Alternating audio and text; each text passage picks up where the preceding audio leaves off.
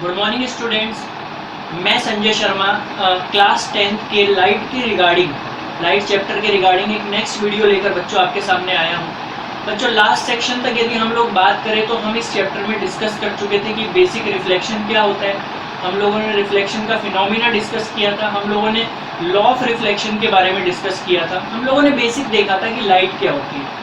आज के सेक्शन में मैं आप लोगों के साथ जो डिस्कस करने वाला हूँ वो है फर्स्ट तो टाइप ऑफ रिफ्लेक्टिंग सरफेस। मैं आपको बताऊंगा रिफ्लेक्टिंग सरफेस के टाइप कौन कौन से होते हैं, it means regular and irregular reflecting surfaces. और साथ ही साथ आज के सेशन में मैं आप लोगों के साथ डिस्कस करने वाला हूँ किसके बारे में, मैं डिस्कस करने वाला हूँ आप लोगों के साथ स्फेरिकल मिरर्स के बारे में। हम डिस्कस करेंगे कि स्फेरिकल मिरर जो कि बहुत इंपॉर्टेंट पार्ट है इस चैप्टर का, उसके कौन कौन से टाइप होते हैं, मतलब कि कॉन्वेक्स और कॉनकेव मिरर के बारे में भी आज के सेशन में हम डिस्कस करने वाले हैं। तो प्लीज़ ध्यान से आज के सेशन को देखिएगा, ठीक है। तो बच्चों आज हम जो स्टार्ट कर रहे हैं उसका वो टॉपिक है हमारा टाइप्स ऑफ रिफ्लेक्टिंग सरफेसेस। बच्चों हमने लास्ट सेक्शन में पढ़ा था कि लाइट जब रिफ्लेक्शन का फिनोमिना परफॉर्म करती है, मतलब रिफ्लेक्शन डन करती है, तो उस समय क्या होता है, उस समय जब लाइट एक रिफ्लेक्टिंग सरफेस से टकराती है, मतलब उससे कोलोजन करती है, तो वो अपने पाथ से क्या हो जाती है, डिफ्लेक्ट हो जाती है। मतलब उसका पाथ जो होता है वो क्या हो जाता है, चेंज हो जाता है, वो स्ट्रेट पाथ को फॉलो नहीं कर पाती।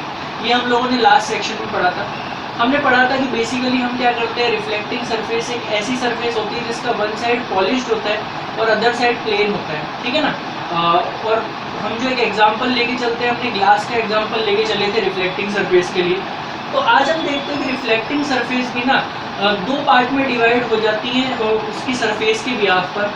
तो एक होता है हमारा रेगुलर सरफेस और एक होता है हमारा इर्रेगुलर सरफेस। एक रेगुलर रिफ्लेक्टिंग सरफेस होता है और दूसरा इर्रेगुलर रिफ्लेक्टिंग सरफेस होता है। तो फर्स्ट ऑफ ऑल यदि हम रेगुलर रिफ्लेक्टिंग सरफेस के बारे में बात करें तो आपको दिखाई दे रहा है कि ये सरफेस एकदम प्लेन है, मतलब कि सरफेस में किसी भी तरह की कोई इरेगुलरिटीज हमें दिखाई नहीं दे रही है। सरफेस जो है हर इंस्टेंट पे सेम है, आप हर जगह देखोगे तो वो एक जैसा सरफेस आपको दिखाई दे रहा है। मतलब कि किसी तरह की इरेगुलरिटीज नहीं है, रेगुलरिटीज हमें शो हो रही है सरफेस के अंदर, इसलिए इसका नाम रेगुलर रिफ्लेक्टिंग सरफेस है। होता क्या है इस तरह के सरफेस में, जब भी आप लाइट प्रोपोगेट करते हो तो ये रिफ्लेक्शन का फिनोमिना परफॉर्म करेगा, बिकॉज ये कैसा सरफेस है, रिफ्लेक्टिंग सरफेस है। जैसे ही आप लाइट प्रोपोगेट करते हो, लाइट प्रोपोगेट होने पर वो क्या करेगा, जितने एंगल से इंसिडेंट कराया था उतने ही एंगल से रिफ्लेक्ट बैक करेगा। अब हम क्या करते हैं, ऐसी 3-4 लाइट बीम्स लेते हैं और 3-4 लाइट बीम्स को ना एक दूसरे के पैरेलल ही इंसिडेंट कराते हैं। ये लाइट ये लाइट ये लाइट 1 2 3 4 जो लाइट है ये चारों एक दूसरे के पैरेलल है और इन चारों पैरेलल लाइट बीम्स को हम इस रेगुलर रिफ्लेक्टिंग सरफेस के रेस्पेक्ट में क्या कराते हैं, इंसिडेंट कराते हैं। जैसे ही हम इंसिडेंट कराएंगे तो क्या होगा, ये सारी लाइट जो है वो अपने इंसिडेंट एंगल के रेस्पेक्ट में क्या करेंगी, रिफ्लेक्शन शो करेंगी। मतलब कि इंसिडेंट एंगल की इक्वल एंगल से क्या हो जाएंगी, रिफ्लेक्ट हो जाएंगी। और जब ये रिफ्लेक्ट होंगी तो हमें क्या दिखाई देगा कि जो रिफ्लेक्ट होने वाली चारों रे है वो चारों रे जो है वो एक दूसरे के हमें पैरेलली रिप्रेजेंट होगी। हम देख रहे हैं कि ये सब रे जो है, ये चारों रे एक दूसरे की क्या है, आपकी पैरेलल रिप्रेजेंट हो रही है। तो रेगुलर रिफ्लेक्टिंग सरफेस एक ऐसी सरफेस होती है जिसमें रेगुलरिटीज मिलती है, किसी तरह की कोई इरेगुलरिटीज नहीं मिलती, जिसकी वजह से जब हम पैरेलल लाइट बीम्स प्रोपोगेट कराते हैं सरफेस पर तो रिफ्लेक्शन के बाद भी लाइट बीम्स एक दूसरे के पैटर्न को रिपीट करती है, मतलब कि पैरेलल ही मेंटेन रहती हैं। तो ऐसी सरफेस को हम क्या बोलते हैं, रेगुलर रिफ्लेक्टिंग सरफेस बोलते हैं। एक सेकेंड काइंड का जो रिफ्लेक्टिंग सरफेस होता है उसे हम क्या बोलते हैं, इर्रेगुलर सरफेस बोलते हैं। यदि मैं इर्रेगुलर सरफेस के बारे में बात करूं तो एक ऐसी सरफेस जिसमें रेगुलरिटीज नहीं हो, इर्रेगुलरिटीज हो, जैसे जिगजैग शेप हो गया आपका, रिजिड शेप हो गया आपका। तो ये शेप आपको दिखाई दे रहा है कि हर इंस्टेंट पे अलग है, यहाँ से इसका जो डिजाइन है वो अलग है, यहाँ से अलग है, मतलब इसमें इर्रेगुलरिटीज है, सिमिलरिटीज हमें शो नहीं हो रही है, इसमें इर्रेगुलरिटीज हमें शो हो रही है। जिसकी वजह से जब हम पैरेलल लाइट बीम्स प्रोपोगेट कराते हैं, 4 पैरेलल लाइट बीम्स हमने यहाँ प्रोपोगेट कराई, तो जब प्रोपोगेट कराएंगे तो हर एक लाइट बीम, ये लाइट बीम भी रिफ्लेक्शन का फिनोमिना शो करेगी, मतलब इसका इंसिडेंट एंगल इसके रिफ्लेक्टेड एंगल के इक्वल होगा, ऐसे ही इसका भी इंसिडेंट एंगल रिफ्लेक्टेड के इक्वल होगा। मतलब हर एक इंडिविजुअल लाइट बीम जो है ना वो रिफ्लेक्शन का फिनोमिना तो शो करेगी, बट यदि हम बात करें तो ये लाइट बीम ना रिफ्लेक्शन के बाद, मतलब कि सरफेस से कोलाइड करने के बाद एक दूसरे के साथ कोई रेगुलरिटीज रिप्रेजेंट नहीं करेंगी। मतलब कि ये चारों लाइट बीम जब रिफ्लेक्ट होंगी तो आप देख रहे हैं कि ये पैरेलल शो नहीं कर रही है, कोई किस डायरेक्शन में भाग रही है, कोई किस डायरेक्शन में भाग रही है। ऐसा क्यों हो रहा है? क्योंकि सरफेस जो थी वो प्लेन नहीं थी, वो रेगुलर नहीं थी, उसमें इरेगुलरिटीज थी, और इन इरेगुलरिटीज की वजह से जो आफ्टर रिफ्लेक्शन जो लाइट रेज है वो अपने आप को रेगुलर पैटर्न रिप्रेजेंट नहीं कर पाती इंसिडेंट रे की तरह, मतलब कि वो अपने आप को पैरेलल मेंटेन नहीं कर पाती हैं। तो ऐसी सरफेस को हम क्या कहते हैं? इर्रेगुलर सरफेस कहते हैं। तो ये तो था हमारा रिफ्लेक्टिंग सरफेस के टाइप्स के बारे में डिस्कशन। अब जो नेक्स्ट टॉपिक हम लोग डिस्कस कर रहे हैं उसका नाम है स्फेरिकल मिरर। ठीक है, हम लोगों ने देखा कि मिरर जो होता है वो एक रिफ्लेक्टिंग सरफेस की तरह काम करता है, ठीक है ना।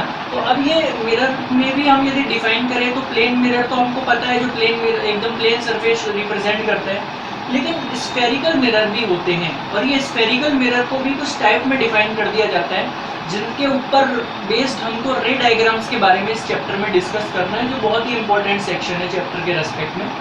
तो यदि हम बात करें स्फेरिकल मिरर, एक ऐसे मिरर्स जो स्फीयर से मिलकर बने होते हैं, मतलब यदि हम बात करें तो ये जो डायग्राम है ये एक स्फीयर हमें रिप्रेजेंट हो रहा है।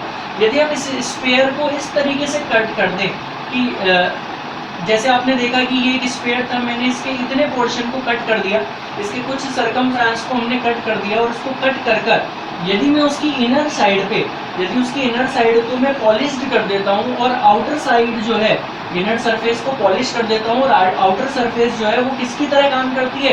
एक रिफ्लेक्टिंग सरफेस की तरह काम करती है। तो ऐसा मिरर हमारा कौन सा मिरर कहलाता है? ऐसा मिरर हमारा कहलाता है कॉन्वेक्स मिरर, मतलब जिसकी आउटर सरफेस जो है वो रिफ्लेक्टिंग सरफेस की तरह काम करे और इनर सरफेस जो होती है वो पॉलिश्ड होती है। ऐसे स्फेरिकल मिरर को हम क्या कहते हैं? ऐसे स्फेरिकल मिरर को हम कहते हैं कॉन्वेक्स मिरर, ठीक है। इसी तरीके से मैं क्या कहता हूँ, यदि मैं एक स्फीयर के सरकमफ्रेंस के कुछ पार्ट को कट करता हूँ और कट करके उसके आउटर सरफेस को क्या कर देता हूँ? पॉलिश कर देता हूँ। मैं आपको रिप्रेजेंट हो रहा है कि मैंने आउटर सरफेस को पॉलिश कर दिया है। यदि मैं इसके आउटर सरफेस को पॉलिश कर देता हूँ तो इसका मतलब क्या हुआ कि जो इनर सरफेस होगा ना वो किसकी तरह काम करेगा? वो एक रिफ्लेक्टिंग सरफेस की तरह काम करेगा, ठीक है। तो यदि एक स्फेरिकल मिरर का इनर सरफेस, केव का मतलब क्या होता है? एक तरह की गुफा है ना, इनर पोर्शन। तो यदि आप किसी मिरर का, यदि किसी आपके स्फेरिकल मिरर का आउटर सरफेस जो होता है वो पॉलिश्ड होता है और इनर सरफेस यदि रिफ्लेक्टिंग सरफेस की तरह वर्क करता है, तो ऐसा मिरर आपका कौन सा मिरर कहलाता है? कॉनकेव मिरर कहलाता है, ठीक है। तो ये आपने क्या देखा? ये होते हैं आपके टाइप ऑफ स्फेरिकल मिरर्स के बारे में, ठीक है। आई होप आज का जो सेशन था हमारा वो आपको पसंद आया होगा। मैंने ट्राई किया कि बेस्ट आप लोगों को नॉलेज प्रोवाइड करा सकूं। आज सिर्फ एक इंट्रोडक्शन था। यदि हम बात करें स्फेरिकल मिरर्स के बारे में, हम लोगों को कॉनकेव और कॉन्वेक्स दोनों मिरर के बारे में ही डीपली डिस्कस करना है। मैं कल के सेशन में, मतलब कि नेक्स्ट सेशन में आप लोगों के साथ उनसे रिलेटेड कुछ कीवर्ड्स के बारे में डिस्कस करने वाला हूँ। मिरर से रिलेटेड जो कीवर्ड्स होंगे, और कीवर्ड्स के बाद में फिर हम लोग इस चैप्टर के मेन फेज पर आएंगे, मतलब कि रे डायग्राम के ऊपर आएंगे। तो इसलिए जो भी मैं आप लोगों को वीडियो प्रोवाइड करा रहा हूँ आप उसे रेगुलर देखते रहिए, ठीक है। ज़्यादा से ज़्यादा देखिए। यदि किसी का कोई वीडियो मिस हो गया है तो आप लोग मेरी जो यूट्यूब सीरीज़ है, जो मेरा चैनल है संजय शर्मा, आप उस पर जाकर उसे देख सकते हैं। आपको कोई भी डाउट हो तो आप मुझे मेरे व्हाट्सएप नंबर पे कांटेक्ट कर सकते हैं। आप मेरे ईमेल पे या फिर मेरे यूट्यूब के वीडियो के कमेंट सेक्शन में भी मुझे कमेंट कर सकते हैं, ठीक है। इसके अलावा बच्चों मैं आप लोगों को बताना चाहता हूँ कि मेरी कुछ लाइव क्लासेस भी इस समय रनिंग में है। मैं जूम पे लाइव क्लासेस भी ले रहा हूँ। तो आप में से यदि कोई बच्चा इंटरेस्टेड हो उस लाइव क्लास को लेने के लिए, क्योंकि वहाँ पे हम लोग बहुत अच्छे से और भी यहाँ के कंपैरेटिवली ज़्यादा बेटर वहाँ पढ़ सकते हैं, क्योंकि बच्चे से डायरेक्ट इंटरेक्शन होता है। तो आप में से यदि कोई भी बच्चा मेरे लाइव क्लास को लेने में इंटरेस्टेड हो तो उसके पैकेज के रिलेटेड जानकारी के लिए आप मुझे कांटेक्ट कर सकते हैं मेरे कांटेक्ट नंबर पे, ठीक है। अच्छी एजुकेशन आप लेते रहिए, अच्छे से पढ़िए कोरोना टाइम में, ठीक है। अपना ध्यान रखिए, घर वालों का ध्यान रखिए। Thank you so much, all the best.